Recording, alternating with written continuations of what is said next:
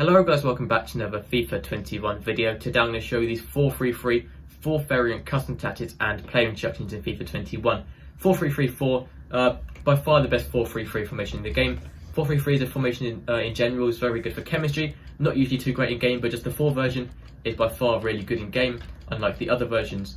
I've seen so many pros use this formation. I've used it myself a lot of the time throughout sort of all FIFAs right back to the past. Many past FIFAs I've been using this formation for such a long time. It's sort of my standard go-to formation sometimes, and it's honestly so easy to build a team around as well, and so easy to use in game. Such a basic sort of balanced formation. I do recommend trying it out if you haven't already. So obviously left wing, striker, right wing, 2 centre mids, and then 1 cam, and obviously default defensive 4 at the back.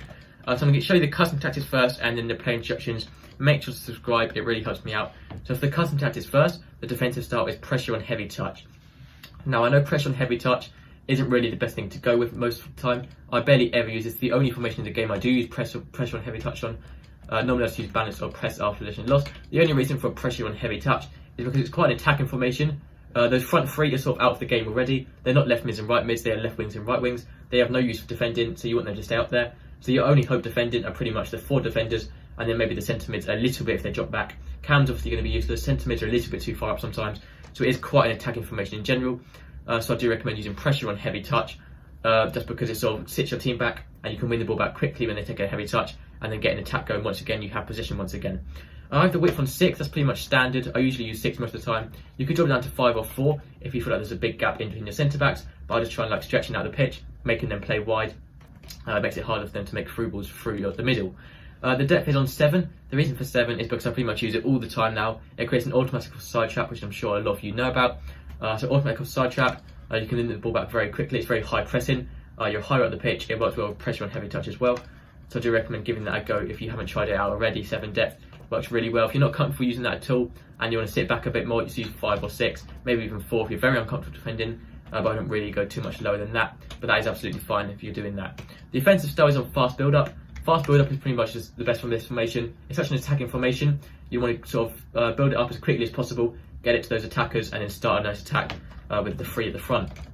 So fast build-up works really, really well.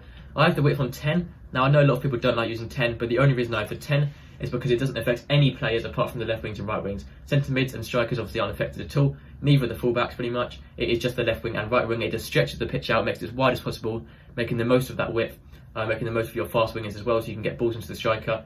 And also you can use cut inside as well. So they're really out wide, cutting in can sort of trick the opponent, and it is really good there. If you don't want to use 10 whips, maybe drop it down to sort of 6 or 7. But I would try and use 10 if you can. It just works really, really well.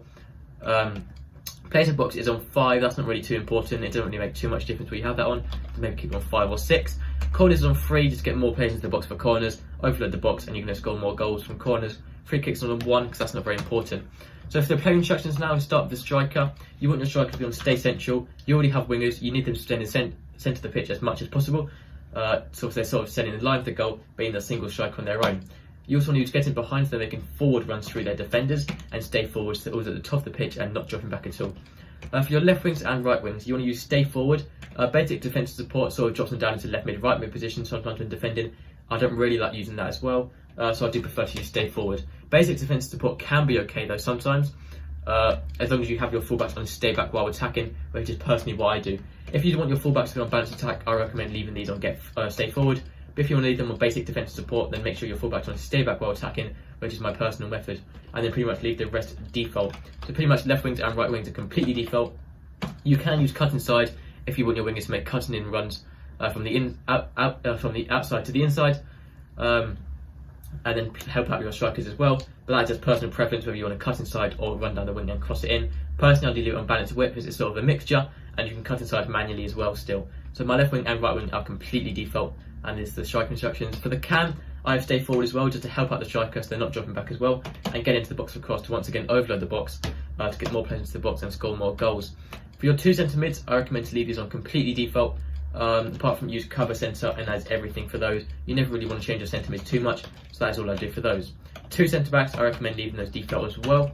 For your fullbacks, use stay while attacking obviously, and then use overlaps to making overlapping runs on the outside. If you are using stay forward however, and you want to use balance attack, just that's all you have to change, balance attack or stay back while attacking. I do recommend using stay back while attacking quite strongly though. It's so much easier to defend with, especially when it's quite an attacking formation like this.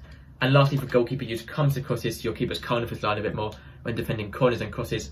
And sweeper keeper, so your keeper's sort of coming out of his box a bit more, closing down the angle and winning loose balls from your opponents.